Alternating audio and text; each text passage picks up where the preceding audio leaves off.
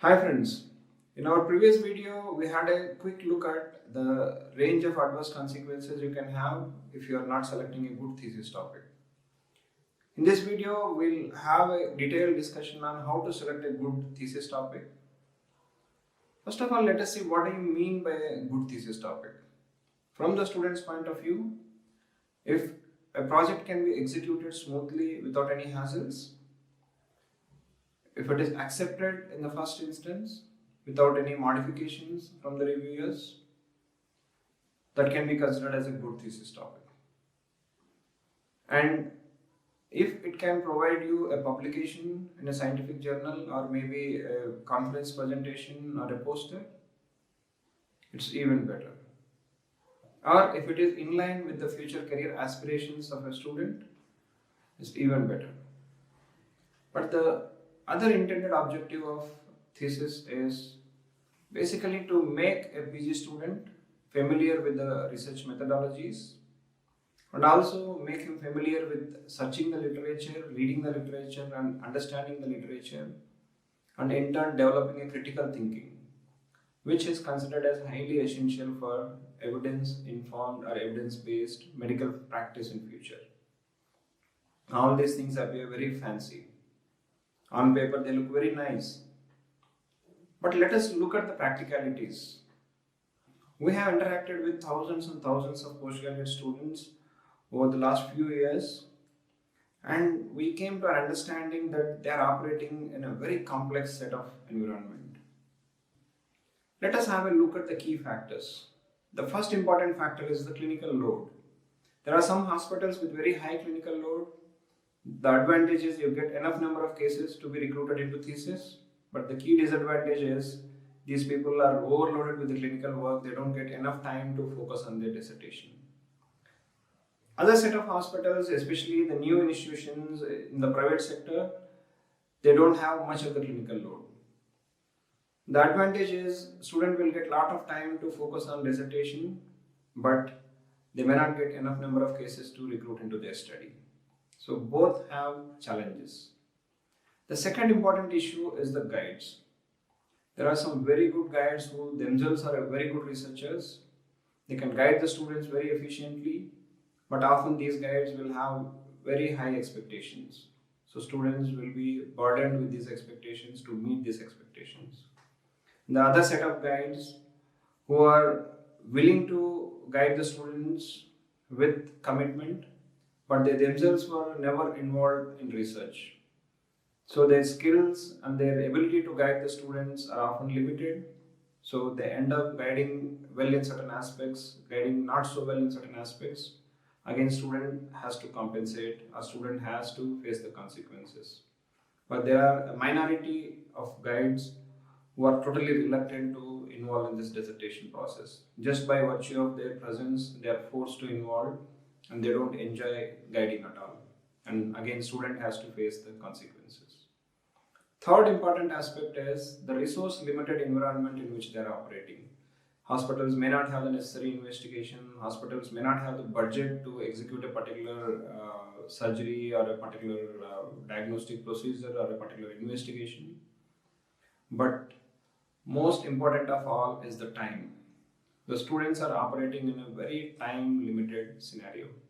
The availability of the time for the execution of the study is very limited, and they have to do it along with so many other duties, their academics, their clinical work, everything. So the availability of the time emerges as a major limitation in executing a dissertation. Let us understand this time factor first. There are 36 months, that is 3 years for every PG student, sparing the diploma and post-diploma students. I am just talking about a regular MD or MS or regular 3-year post-graduation degree. So out of this 36 months, 6 months are taken out for selecting the topic, preparation of your protocol and getting the ethical approval. Another 6 months are taken out because you have to submit your dissertation 6 months before the date of your examination. 3 months at least you need to analyze the data, write the thesis and compile your final thesis. So straight away 6 plus 6 plus 3, 15 months are taken off. So you will get effectively 21 months time to collect the data and execute your research. These 21 months, sometimes there may be delays in getting the ethical approval. So this 21 months is a best case scenario. But sometimes to account for the delays in preparing the protocol and to account for the delays in calling for the ethical committee meeting, some students do lose 3 to 5 months on an average. So worst case scenario, you may get around 16 months of time to collect your data. But on an average, what we see is you get around 18 months of time to collect your data. And there are other factors which influence these 18 months. So you have to consider various other factors to finally calculate the total number of months available for recruitment of your study participants. What are these factors? For example, if you are conducting a study where the total duration of follow-up is 6 months, that means you have to recruit the study participants, but there are other factors to consider. For example, total duration of follow-up. In your study, if you are keeping a duration of follow-up of 6 months, that means you have to complete the recruitment 6 months before the final deadline. That means you are losing another 6 months. So out of 18 months, you are getting only 12 months for the recruitment of your participants. For example, if there is any delay in conduction of the ethical committee meeting, so sometimes there may be 2 to 3 months delay in execution of the ethical committee meetings, or you are missing one ethical committee, the next ethical committee meeting may be scheduled 3 months after that. So you are simply losing another 3 months. Sometimes there are other factors. For example, if you are doing a microbiology study or if you are doing a diagnostic investigation, the diagnostic kit you have to order specially from the manufacturer. For example, if they say my delivery time is around 3 months after placing the order, then the 3 months also you have to take out of this 18 months. So essentially the net number of months available for recruitment of your study participants, you should be calculating very clearly at the time of undertaking your project. So now you have to learn the art of planning a good thesis topic within this given time frame. There is a generalized framework called FINER framework, which is an internationally accepted framework to design a good research question. If you design your thesis topic under this framework, it will be really useful. Let us have a look at what is this FINER framework. The FINER stands for feasibility, interest, novelty, ethical aspects, and relevance. Out of all these factors, feasibility is the most important factor you should consider while finalizing your thesis topic. Let us see what are the aspects which affect this feasibility. The key thing is the effective sample size required to initiate your study and whether you can get this sample size within the time frame available or not. That is the key question you should ask yourself before finalizing your thesis topic. So you already know how to calculate the effective number of months available for recruitment of your study participants. And you should have a clear idea of what is the case load per month or per annum. In case of seasonal diseases, sometimes the case load may not be uniform across the year. So for example, dengue, right? So only in the rainy season or post-rainy season, the case load peaks, and the other months usually case load will be very minimal. So in those cases, you have to look at the case load per annum. For example, I go to my statistician. He gives a sample size of around 250. I have 12 months time for recruitment of my study participants, and I am getting around 10 cases per month. So the maximum number of cases I can get in these 12 months is 12 into 10, 120 cases. My sample size is being given as 250. So this study is not feasible. Logistically, the study is not feasible. So anything plus or minus 10% of your possible case load in the data collection period, it should be fine. If it is going beyond that, then logistically, the study is not feasible. Other important aspects of the feasibility you should consider is technical feasibility. Your hospital should have necessary skills, necessary equipment, or the trained manpower to execute a particular thesis topic. If these things are not there, technically your project is not feasible. Another important aspect you should look at is financial feasibility. For example, if you are planning to conduct a costly investigation as a part of your thesis, for example, vitamin D assessment, which may cost around 1000 to 1500 rupees depending on the laboratory. For example, if you want to do it for 100 people, who is going to pay for it? If your hospital is not doing free of cost and you are asking the patient to pay for it, which is not a regular investigation, then that is unethical. So financially, your study is not feasible, and ethically, it is not feasible. Other important aspect is how much burden you are putting on the patient. For example, you are asking the patient to come for monthly follow-up for 6 months. You are putting too much burden on the patient. Or how much burden you are putting on your colleagues. For example, you are preparing a 100-page pro forma with lot of standardized questionnaires, quality of life, this, that and all, and you are asking your colleagues to help because all patients may not report on your OPD days or on your admission days. Your colleagues also might have to help you. If you are handing over 1-page pro forma, it is fine. If you are handing over 100-page pro forma to your friend and asking him to fill it when the patient comes, then he may not be able to cooperate. So the complexity wise, your study is not feasible. It is putting too much burden on the patient or on your colleague. This is how you should take a decision. You should look at all these aspects, the logistic feasibility, especially the sample size and the time and the caseload, then the technical feasibility, financial feasibility, and the complexity of the study. If all these things says, yes, this study is feasible to execute, please proceed and take up this topic. Yeah, sometimes this study seems to be difficult, but if you do some adjustment, it may become feasible. For example, if you adjust the sample size, if you request the statistician to adjust the sample size by 10%, he may be able to do it. If there is some costly investigation which may not be mandatory for the quality of the study, you can drop that costly investigation. Or you can change the methodology. Or you can adopt a different methodology altogether.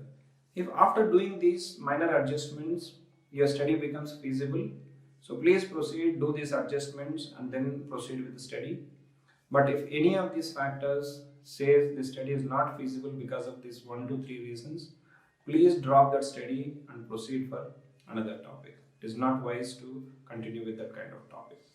So out of the final criteria, feasibility is mandatory. You cannot undertake a study which is not feasible. Once the feasibility is clearly established, the other important aspects to consider are interest, novelty, ethical aspects, and relevance. Interest. Interest to whom or whose interest? Yeah, it involves multiple people. First and most important thing is it interesting to the student? Can he align the thesis in line with his future career plans? For example, if an orthopedic postgraduate student who wants to be a spine specialist in the future, but a thesis topic is given on knee joint, so he may not be able to do it with interest. He may not align with your future career vision. So that is one important aspect to consider. Another important thing is the guide's interest. This is also very important. Guides usually prefer a topic in their expertise area. For example, if a particular orthopedician is expert in osteoarthritis or osteoporosis or spine, so he prefers to give topics in that particular area because he knows the in-depth aspects of that area, and sometimes he can help to push the project to a conference presentation or into a journal because he is already established as an expert in that area. So it has to be aligning with the interest of the guide also. But often there will be a clash between the interest of the guide and interest of the student. But I always advise students to go with the interest of the guide, because sometimes guides explicitly may not tell you that they can support you with all these things. But if you go along with your guide's interest, it is better for you. You will avoid unnecessary friction. Please remember that this is not going to be the first and last research project you are going to execute in your career. Alright? Yeah, you may communicate diplomatically to your thesis guide, sir, I am interested in the other area. But if your guide is agreeing without any hassles, it is fine. But if your guide is very firmly standing with his choice, then always better to fall in line and go along with the guide's choice. Third important aspect is how interesting is this topic to your peer group. Why it will be interesting to your peer group? Because it is addressing some burning clinical uncertainty. There is some area where there is lack of evidence or there is some uncertainty in the diagnosis or treatment, and your thesis is trying to answer that question. So it will be interesting to your peer group. And for the patient community, what is the interest of the patient community? Yes, by doing this thing, you are improving the diagnosis or you are trying to improve the management of the particular disease. It will be in the interest of the general community. So you have to keep in mind the interest of all the stakeholders while selecting the thesis topic. The next important aspect is the novelty. Sometimes people think that novelty is something like Hollywood movie type of path-breaking research, but it is not so. Novelty is anything. For example, your study is simply confirming the existing findings. A study has been conducted in another geographical locality. There is no study available in your geographical locality in that particular area, and you are trying to document some evidence in that particular disease in your geographical locality. Just extending a study which has been conducted in another area to your geographical locality where no study is available is also a novelty. The previous study has been conducted with a very limited sample size, but you are trying to do it with a bigger sample size. You are generating more valid evidence. That is also a novelty. The previous study has been executed with a very limited or very less robust methodology, and you are undertaking the same study with a very robust methodology. You are trying to address all those scientific gaps in the previous study and give more valid scientific evidence. That is also a novelty. You are trying to address uncertainty, a highly debated issue. For example, vitamin D supplementation has to be given to the neonates or not. The hotly debated topics, you are trying to provide some answers to these kind of burning questions. That is also a novelty. Then you are trying to extend the studies which have already been conducted. For example, there is a study which has been conducted proving that depression is highly prevalent among diabetic population as compared to non-diabetic population. You want to do an extension of this study, so the other people have already documented the problem. Now you would like to provide a solution for this problem. You are now testing the effect of a structured intervention on the depression levels among diabetic population. So you are extending the previous findings, you are taking it one step further. That is also a novelty. But be careful, novelty should not be introduced for the sake of introducing novelty. It should carry some purpose, the clinical relevance, and it should add to the existing scientific knowledge. In that case, yes, novelty component is required.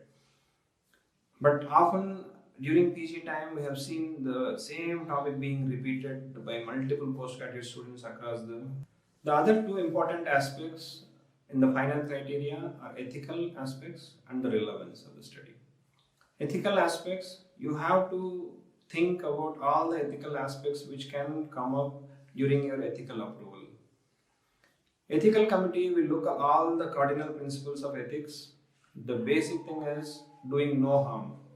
So if your study is involving any undue risk to the participants, the risk-benefit ratio is more towards the risk, then you may have problems with the ethical approval. Another important thing is the clinical equipoise, we call it. Whenever you are undertaking any intervention study, there has to be sufficient amount of uncertainty about both the benefit and the risk. Benefit is already clearly established, then it is not ethical to withhold the intervention from a group of participants. If the risk is already proven, it is not ethical to subject a set of people to that particular undue risk. So clinical equipoise is another important criteria. Third and most often encountered problem is the financial aspect. Many PG students sometimes think that they can make the patient pay for the additional investigations which are not required for their routine case management. This is quite unethical. For example, you are ordering an MRI for a knee osteoarthritis. The MRI is not routinely recommended as a part of your practice.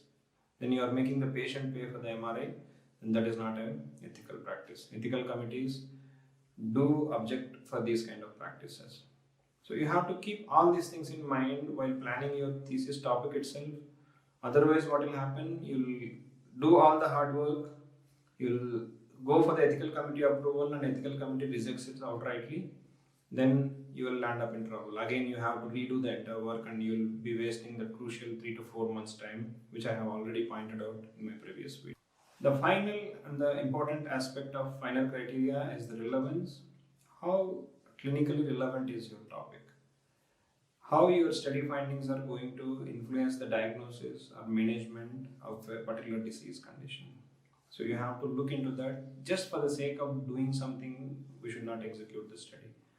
For example, a student came to me a few days back. He has taken one particular group of population and just wanted to see the vitamin B12 and folate deficiency among this particular study population. There is no proven hypothesis, or there is no proposed hypothesis, or there are no plausible biological mechanisms to explain the B12 and folate deficiency is important in this particular disease condition. He just said that nobody did it, I wanted to do it. But when I asked how it is going to change your practice, or how is it going to benefit the patients, and the student said, no sir, I didn't have any other topic. So it has to be clinically relevant. Finally, your study findings to have a positive influence on the way the disease is being diagnosed or it is being treated. So you have to keep this final criteria in mind. So please look into the feasibility first. If the project is feasible, then only you proceed with other aspects. If logistically, technically or financially the project is not feasible, so please drop the topic and go for another topic. Please communicate to your guide in these terms, so this is why it is not feasible. Then the other important aspects to consider are interest, novelty, ethical aspects, the most important aspects. Always do think that will the ethical committee have any objection to, especially the intervention studies. When you are doing some intervention or when you are withholding some intervention, ethical committee certainly will have an objection. And of course the finances, when you are making the patient pay, there are definitely problems with the ethical approval. And the final thing is how clinically relevant is it, because you have to convince the reviewers that your study is needed and it can improve the diagnosis or treatment in a particular way. So for smooth and successful execution of the thesis and acceptance, choosing a final thesis topic is extremely vital step. So please follow the basic guidelines which have been provided in this video. Having a good companion is vital for a smooth and enjoyable research journey.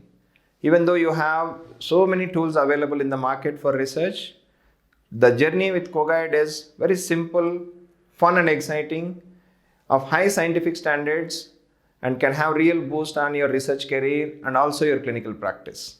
So what are you waiting for? Log into coguide.in today, invite all your friends and colleagues. Keep abreast with all the biomedical research developments across the globe by logging onto our social media platforms. Have a enjoyable research journey. Thank you so much.